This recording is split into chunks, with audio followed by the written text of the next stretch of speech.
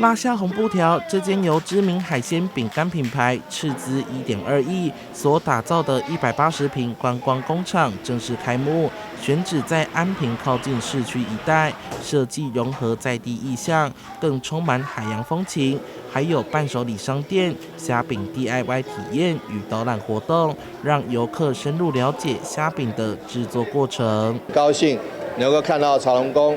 能够为台南的美食又加一，而且又增加很大重要的一个点。这个地方一定未来成为观光客的重要打卡点。要把人拉进来，这才是在我们观光产值当中很重要的关键。厂区融合海鲜饼干产业、文化创意与观光资源，打造出兼具教育、娱乐与产业价值的亲子旅游新亮点。尤其从1.0版本的传统炸虾饼，一路改良成3.0健康烘烤版酱烧虾饼，让其在食品业界当中脱颖而出。强调无油、健康、少油40%，又更强调我们的传统手艺又好吃。所以呢，3.0虾饼会再席卷一次我们整个安平市场的虾饼，口味又众多，然后油炸的部分也不会到说很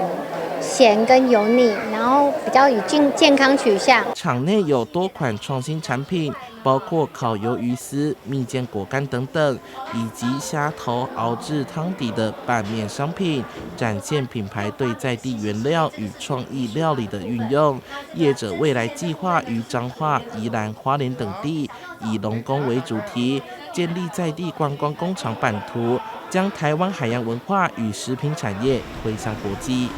记者孙怀腾的报道。